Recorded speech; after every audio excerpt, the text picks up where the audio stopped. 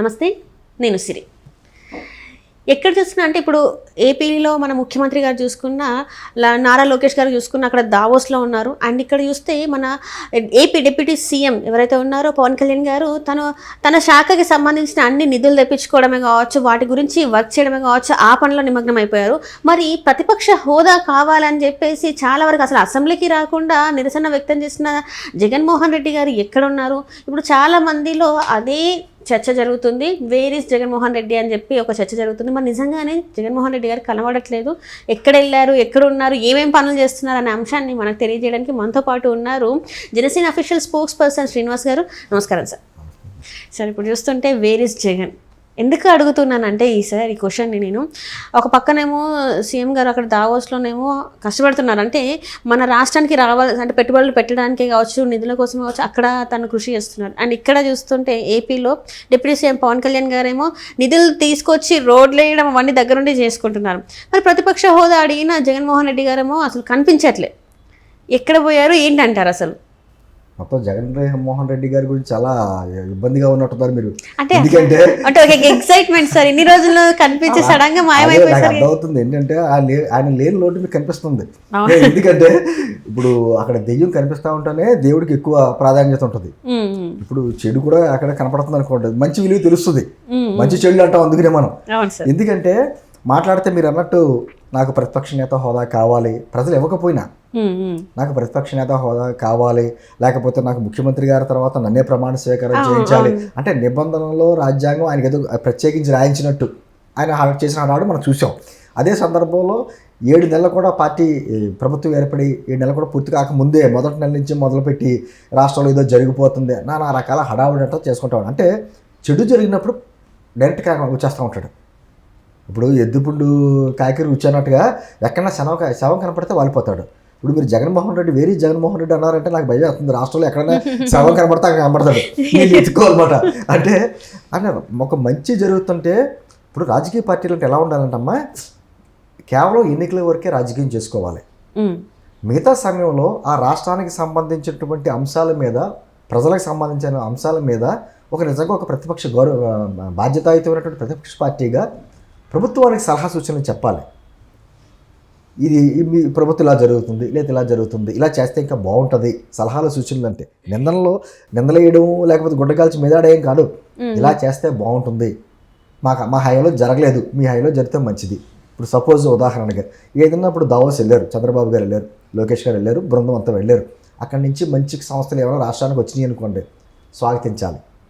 Yes, మీరు మంచి పని చేశారు, రాష్ట్రానికి మంచి పెట్టుబడులు వచ్చినాయి అని అభినందించాలి. అది మంచితనం. తర్వాత ఏమైనా లోపాలు ఉంటే లోపాలు సరి చేయాలి. మీకు గతంలో కూడా ఏదైనా ఏ పని చేసినా 2014-19 మధ్యన కూడా అప్పట్లో ఏదైనా చంద్రబాబు గారు ఏం పని చేసినా ఆ విధంగానే ఎలిజిబిలిటీ చూపించాడు. తన హయాం వచ్చేటప్పటికి ఏమైంది, అసలు అద్భుతం అన్నాడు అంతే, ఏమి జరగకపోయినా అద్భుతం అని చెప్పుకొచ్చాడు. ఇప్పుడు మళ్ళీ అదే పరిస్థితి. అంటే మొన్న ప్రధానమంత్రి గారు వచ్చారు, దాదాపు 2,08,000 కోట్ల రూపాయలకు సంబంధించినటువంటి ప్రాజెక్టులకి శంకుస్థాపనలు, ప్రారంభోత్సవాలు అన్నీ చేశారు. జరిగినప్పుడు హర్షించాలి. ఖచ్చితంగా ప్రధానమంత్రి గారు మన రాష్ట్రానికి రావడం ఆనందదాయకం, మంచి పరిశ్రమలు వస్తున్నాయి అనేటువంటిది ఒక మంచి శుభసూచమైనటువంటి విషయం మీద కూడా మంచిగా మాట్లాడాలి. ఎక్కడన్నా మాట్లాడా జగన్మోహన్ రెడ్డి గారు అతను పదవి పోయిన తర్వాత 7 నెలల కాలంలో ఏ సందర్భాల్లో ఆంధ్రప్రదేశ్లో అడుగుపెట్టాడో ఒకసారి లెక్కేసుకోండి. పిన్నెల్లి జైల్లో ఉన్నప్పుడు పలకరింపుకి వచ్చాడు, లేకపోతే మొన్న మధ్యకాలంలోనేమో తిరుపతిలో దుర్ఘటన జరిగినప్పుడు అక్కడ పలకరింపుకి వచ్చాడు. అదేవిధంగా మధ్యలో వాళ్ళ పార్టీకి సంబంధించిన వాళ్ళు ఎవరో చనిపోతే అక్కడికి వెళ్ళాడు. అంటే ఈ అంత నెగిటివే. అదే సందర్భంలో ఎక్కడన్నా కొంచెం స్టేట్మెంట్లు ఇస్తున్నాడు కదా, ఎక్కడి నుంచో పోనీ రికార్డింగ్ అతనికి ఎలాగా ఫేస్ చేయడం రాదు, మీడియాని ఫేస్ చేయడం రాదు. ఆ రికార్డింగ్ అయినా చేసి వదివాలి కదా, ఓ మంచిగా ఇది జరుగుతుంది అనే విషయం కూడా ప్రజలకు చెప్పాలి కదా. అది బాధ్యత, ఒక ప్రతిపక్ష పార్టీగా ఒక బాధ్యత. కానీ అది మనిషిడు ప్రతిపక్ష నేత హోదా కావాలని అడుగుతాడు తప్ప నిజంగా ఆ పదవికి సంబంధించినటువంటి ఏ విధంగా బాధ్యతాయుతంగా గౌరవప్రదంగా మెసలాలనే విషయంలో అతనికి ఏది ఐడియా లేదు. ఈ రోజున ఏదైనా మంచి జరిగిందనుకో అమ్మ, ఇప్పుడు చంద్రబాబు గారు అన్నారు గోదావరి నీటిని బనగజారి వరకు తీసుకెళ్ళాలి, రాయలసీమ సస్యశ్యామం చేయాలి అని ఒక ప్లానింగ్ చేసుకుంటున్నాడు ఆయన. దానికి ఏమంటారు వాళ్ళు, అసలు ఈ ప్లాన్ మాదే అంటాడు. మాదే, జగన్మోహన్ రెడ్డి గారే చేయాలనుకున్నారు కానీ కుదరలేదు ఆ హామీలోని ఇప్పుడేమో అదే దాన్ని కాపీ కొట్టి చంద్రబాబు గారు చేస్తున్నాడు అంటాడు ఆయన. అదే పోలవరం ఉంది, పోలవరానికి కేంద్రం నిధి నుంచి నిధులు వస్తున్నాయి, అది ఆ రోజున మా జగన్మోహన్ రెడ్డి గారు చేసినటువంటి కృషి ఫలితమే అంటాడు. అంటే మంచి అయితే తన అకౌంట్లో వేసుకోవాలి, ఏదైనా చిన్న తప్పుతో జరిగితే మాత్రం కోట ప్రభుత్వం మీద వేసేయాలి. అంటే ఎంతుంది ఎక్కడా లేనటువంటి రాజకీయ వాతావరణం. మిగతా చాలా రాష్ట్రాల్లో ఇప్పుడు తెలంగాణ కావచ్చు, తమిళనాడు కావచ్చు, రకరకాలైనటువంటి వాళ్ళకే రాజకీయ విభేదాలు ఉంటాయి, రకరకాలు చేసుకుంటూ ఉంటారు. కానీ కక్షధోరణ చర్య ఎక్కడ చేసుకోరు. వాళ్ళ రాష్ట్రానికి సంబంధించినటువంటి అంశం చేయడానికి కలిసిపోతారంతా. మనకు ఆ దౌర్భాగ్యం నేను పదే పదే అంటాను. నిజంగా మీరు అన్నట్టు ఈ మొన్న ఒక వారం రోజులు కనపడకపోతే ఎక్కడున్నాడు బాబా అని భయం వేస్తుంది, ఎదుర్కోవాల్సిన పరిస్థితి. ఎందుకంటే ఏం చేస్తాడో తెలీదు. సరే ఇప్పుడు అంటే లండన్ వెళ్ళాడు అనుకోండి, వాళ్ళ కూతురుల దగ్గరికి వెళ్ళాడు, లండన్ వెళ్ళాడు, లండన్ వెళ్ళినప్పుడు ఏదో ఒకటి జరుగుతుంది, ఒక భయం. అంటే మనం లాస్ట్ కొన్ని సంఘటనలు చూసుకుంటే ఆయన అక్కడ ఉన్నప్పుడు ఇక్కడ జరుగుతుంది. ఎందుకంటే చంద్రబాబు నాయుడు గారి అరెస్ట్ కూడా ఆయన అక్కడ ఉన్నప్పుడే జరిగింది. ఆయన ఇక్కడ ఎలక్షన్స్ టైంలో కూడా ఇక్కడ జరిగిన అల్లల్లో ఆయన అక్కడ ఉన్నప్పుడే జరిగింది.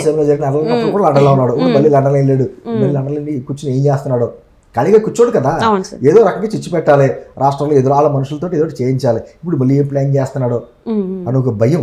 నేనేమన్నానంటే రాష్ట్రం ఇప్పుడు ప్రశాంతంగా చక్కగా పెట్టుబడులు వస్తున్నాయి, ప్రజలు సంతోషంగా ఉన్నారు. సరే ఈ ప్రశాంతత చెడగొట్టడానికి అతను ఏ విధమైనటువంటి ప్లాన్ చేస్తున్నాడో అనే భయం. ఎందుకంటే అతని మనస్తత్వాన్ని బట్టి నిజంగా మామూలుగా అయితే మనకు సంబంధం లేదు, చక్కగా వెళ్ళాడు, ఏదో వాళ్ళ కూతుర్ని ఏదో కార్యక్రమంలో ఉన్నాడో వాళ్ళ ఫ్యామిలీ మ్యాటర్ కాదనే కాదు. కానీ అలా ప్రశాంతంగా ఉంటాడా, ఉండే మనిషా, ఏం చేస్తున్నాడో అనేటువంటి భయం. అందుకని ఖచ్చితంగా అతను ఎక్కడున్నాడో కూడా చూసుకోవాల్సిన పరిస్థితి మనది.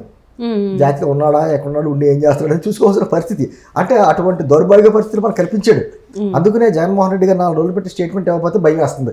అంటే ఏమంటే అంటే నిజంగానే జగన్మోహన్ రెడ్డి గారు ఏపీలో లేకపోతే ఏదో ఒక అల్లకల్లం జరిగే అవకాశం ఏపీలో ఉందనేది మనం రాసేసుకోవాలనుకుంటారు. అంటే ఇప్పుడైతే ఈ 4 రోజులు బట్టి ఏ ప్రశాంతంగానే ఉంది, ఏమీ జరగలేదు, హ్యాపీ ఎలాగే ఉంటుందా, ఏమైనా ప్లాన్ చేస్తున్నాడా. ఎందుకంటే ఎన్ని రకాలుగా కుట్రలు చేయాలో అతనికి ఆలోచనలు బాగా తెలుసు, అతనికి వ్యవస్థలో ఉన్న లోపాల గురించి బాగా తెలుసు కదా, అందుకు ఏదైనా చేస్తున్నాడా అనేటువంటిది ఒక భయాందోళన ఉన్నాయి. కాబట్టి జగన్మోహన్ రెడ్డి జగన్మోహన్ రెడ్డి అని మీలాంటి వాడు క్వశ్చన్ చేస్తుంటే మేము కూడా ఎత్తుకోవాల్సిన పరిస్థితి. అంటే కాకపోతే ఏంటంటే ప్రజలందరూ పాపం ప్రశాంతంగా ఉన్నారు, ఎక్కడ ఏ ఇబ్బంది లేదు. అటువంటిప్పుడు శాంతి భద్రతలు కూడా కంట్రోల్లో ఉన్నాయి. ఓ పక్క నుంచి చట్టం తన పని చేసుకుంటూ వెళ్తుంది. ఎవరైతే సోషల్ మీడియా సైకోలు అన్నీ జరుగుతున్నాయి, ఈ కార్యక్రమాలన్నీ జరుగుతున్నాయి కాబట్టి ఏం పర్వాలేదు. కానీ ఇలా ప్రశాంతంగా ఉందా, ఎక్కడన్నా శవం ఉంటే మాత్రం వాళ్ళు పోతాడు, మీకు డౌటే లేదు. లండన్ కాదు, ఎక్కడ ఇతర గ్రహాల్లో ఉన్నా కూడా శవం చూస్తే వచ్చేస్తాడు.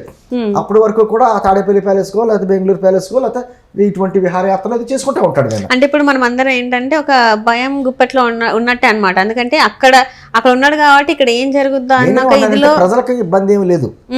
ఎవరన్నా కొంచెం భయాందోళన ఎవరు ఉండాలో అంటే వాళ్ళ కుటుంబ సభ్యులు ఉండాలి.